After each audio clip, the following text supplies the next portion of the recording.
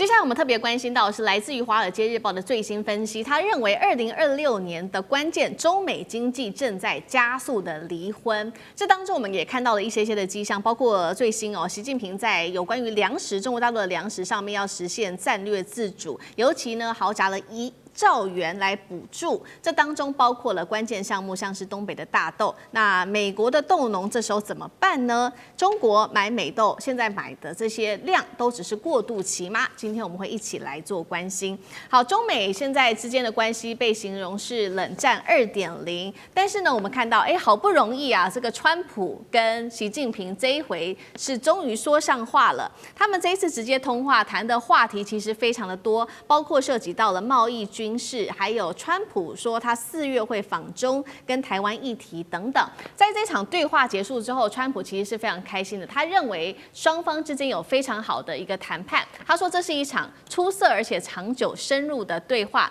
因为呢，他特别提到了有关于大豆的问题，就是美国农民最关心的大豆议题。他说，北京啊，现在也在考虑了，会大幅提升向我们美国采购大豆的数量，从原本的1200万公吨，拉高到2000万公吨，也就是增加了800万吨的一个量，并且他还透露说，北京还有承诺我们其他事情哦，下一季的采购量还会持续的增加，扩大到2500万公吨。那这个消息一出，当然了，黄豆期货的报价终于是暴冲，创下2个月以来的新高了。美国的农民，大豆农民听到这个消息是不是最开心呢？因为他们已经惨淡了非常非常久的时间了，尤其在这个海外的销量惨淡哦，这个价格更是跌到了14年的新低。普渡大学更是说呢，就算现在有了这样子的一个利多消息，但是大多数的美国农民啊，还是认为说现在的经济的经营状况还是会比去年还要更惨，似乎是对川普是没有信心的。另一方面，也是他们也担心，巴西在今年哦，这个它的产量在大豆上面会创下新高，达到了1.8亿公吨，价格更低，更吸引中国大陆的买家。所以呢，中国大陆其实也有另外一个选项，它可以跟巴西去买大豆啊。所以节目一开始要特别请教杨老师怎么看了。北京一方面现在也承诺说，会跟这个川普买大豆，但是另外一方面又砸了兆元，这当中的战略计划还包括了推动粮食的自主。他现在是对美国释出善意，还是把跟美国买这些大豆当作是一个过渡期而已？那为什么习近平会愿意答应川普去买大豆？老师怎么看？我们看2023年到24年啊，中国大陆跟美国购买大豆大概是美国大豆出口的54%，所以1半以上它的出口都是往中国大陆，那来到了超过2500万吨以上。而价值呢超过130亿美元，所以这不是个小数目。而它牵扯到第一个是大宗物资的，就是在大国之间大宗物资，因为大宗物资牵扯到都是跟这些民生物资有关的这种移动买卖。那第二个呢，它牵扯到的就是甚至这2国之间的外交跟经济关系。所以你看到像是去年，它就变成一个大陆这边采取了一个反制的作为，针对美国的关税战。可倒过来，美国这边也变成要求大陆必须要增加购买大豆，如果你要恢复跟美国之间的关系，或者是降关税的话，所以双方都把它当做一种大宗物资、一种外交跟经济竞争甚至对抗的手段。可是它会影响到的是什么？影响到这个市场上的这些沙拉油啊，然后饲料啊，甚至这些。所有的这些鸡、猪农的饲料，然后影响到他们的价格，因此影响民生很深刻的，所以它必须要分散。那分散呢，当然最主要像是巴西澳洲、印度这些地方都有。那如果中国大陆自己本身可以提供比较稳定的比例的话，那它依赖外国的进口就会降低。所以这个是从民生跟战略，以及甚至跟大国之间的政治经济上面考量。是一定要做的。第一个要分散来源，第二个呢，你要增加自己生产的这种比例。那同样的，美国这2天，美国也在开一个矿物与资源部长会议，50多个国家的部长集合，就是大家是不是一起来思考，怎么样摆脱中国大陆对于稀土的这个垄断？虽然不太可能达成什么有效的这个结论，但是呢，现在国家之间彼此都是如此，尤其是大国针对这种大宗物资特别像这个大豆，我们这次看到它成为一个中美竞争里面的一个筹码跟工具了。好，中美博弈持续的在进行，除了在稀土上面的竞争，还有大豆。那其实《华尔街日报》最新也示警，他认为现在中美之间的关系其实是非常的紧绷的。他认为两国正在加速走向离婚哦。这个当中包括从半导体、能源一直到食品，都是他们分手的核心。而且这些核心的产业其实都涉及到一个国家的国家安全。那同时间，在《华尔街日报》提出示警的时候，我们确实看到中国大陆现在在粮食上面实现的就是战略自主。习近平在针对农业方面祭出了非常多新的策略。首先要看到的是获得了1兆美元的国家战略物的一个补贴的，包括这些补贴会给农民给他更多的大豆种植的补贴，试图要降低对于美国的依赖。第二件事情是中国在今年释出的2026中央1号文件，针对了小麦、水稻用最低收购价护航，那么玉米、大豆也有补贴哦。再来就是习近平推动的现代化农业要来加速在东北地区，尤其是这边的粮仓的振兴。那它这边中国的粮仓主要产区在这边的产量更是达到1/5以上，并且在现代化的发展当中也纳入了像是云平台，可以做在线上做更好的一个观测农业的观测。那也请这些大企业来去全面化的大规模的去管理农业提高效率、降低成本。那目前我们看到中国大陆在大豆，尤其是这种战略物资上面，它的自给率其实还不到20%，因此成为习近平非常想要努力的对象。厉将军怎么看？现在习近平想要把大豆列为他的重点项目之一，那未来美国还可以对于这个大豆，对于他来说还具有战略价值吗？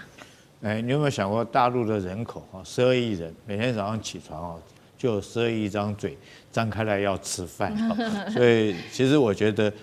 可是这不是当笑话，你知道，你把人民喂饱了，人民就不会造反。如果老百姓吃不饱，中国历史上我们都看出来，当老百姓这个局势动乱，大部分都是因为发生了饥荒，所以老百姓吃不饱就会造成饥荒。所以中国共产党他领导他很重视的一件事情就是粮食的问题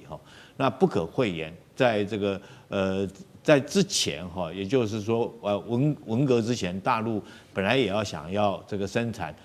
做好粮食储备，可是那个时候没有用科学的方法，所以造成很多的那一阵子在这个文化大革命期间也发生过饥荒的事情。但现在来讲，我觉得中国大陆它从其中学到很深刻的教训，因此现在中国大陆到我们今天讲的状况为止，全世界有1半的粮食储备是在中国大陆的，所以它粮食储备是没有问题的，尤其是说这个人吃的部分包括粮食、小麦这2种，因为我们称之为是口粮作物，是绝对充裕的。那为什么大豆到现在为止还要仰赖这么多量进口？因为大豆跟玉米这两种农作物是非口粮式的农作物，它大部分是做什么呢？第一个，我们知道大豆是榨油嘛，然后这个玉米大部分大豆还可以做什么？它是拿来做成饲料，喂猪喂，所以代表什么呢？代表大陆的老百姓，他除了要吃得饱之外，他要吃得好。他希望能够获得更高的、更优质的蛋白质，所以他需要鸡肉、猪肉等等这些，所以他会需要大量的这个大豆来进口。那目前来讲，中国当然会自己想办法能够自给自足，因为他觉得粮食这种东西如果卡在这个别的国家手上来讲的话，就跟这个天然气、油料卡在别的国家手上，是对国家的安全构成很严重的威胁。所以他必须要自给自足。在这种状况下，我们看到中国每一年他所谓的1号文件讲的都是什么？都是在讲粮食。所以由此中你就可以知道，中国是非常重视粮食生产的。那现在来讲，他已经发现说大豆必须这个几乎90%要仰赖从美国进口。当然，他也开始要怎么样增产自己的大豆了那中国有一个很好的土地肥沃的地方，叫东三省，东北这个地方土地非常的肥沃，它的粮食产量占全国的1/5以上所以那当然你除了说有这个很好土地之外，你国家要有很好的政策能够配合。我们现在看到中国大陆对农业农业的政策，第一个它是补助这个补助这些农业，因为做农的事实上非常辛苦，你可能这个很辛苦的用你这个成本也非常高，包括人力的成本、农机的成本、肥料这个肥料的成本，这个化学的成本人工的成本等等两成本很高，可是市场往往波动会很大的。我们经常讲谷贱伤农嘛，如果说是农作物生产太多了，这个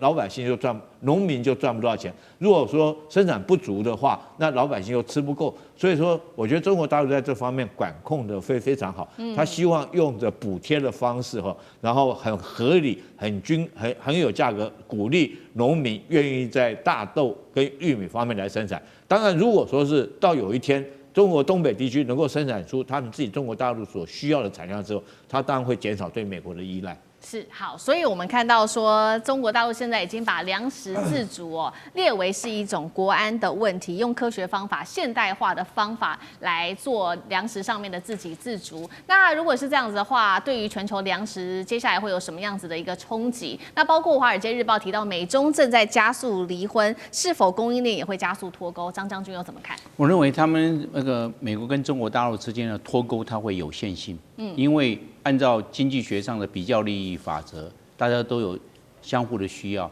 那美国便宜的，美国卖给中国大陆，像农产品；中国大陆便宜，中国大陆卖给美国，双方都受利互利。所以一定要贸易往来。为什么？贸易往来才一个自由的贸易中双赢，你都不要，那大家买不到便宜的东西，大家都受害，大家全部都要消费者都要买到便宜的东西，所以这很清楚。那我们现在看这个大豆。我认为大豆它有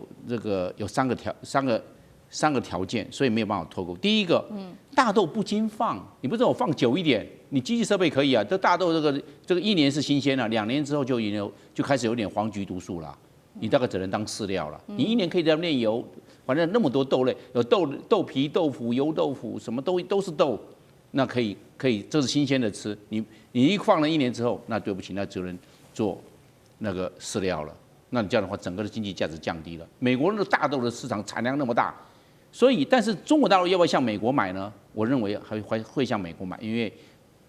有个条件就是说，中国大陆一直是贸易顺差对美国，美国对中国大陆是贸易顺差，然后贸易逆差，那我就买你100亿，因为现在大豆1公吨400块美金，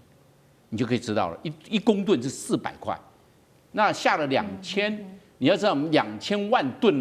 那是80亿美金。对，如果达到2500万吨的，刚好是100亿美金，是这个样啊。那今天我们就讲到了，那整个贸易的赤字，稍微平衡一点。我买你大豆嘛，那美国刚好也需要出口啊，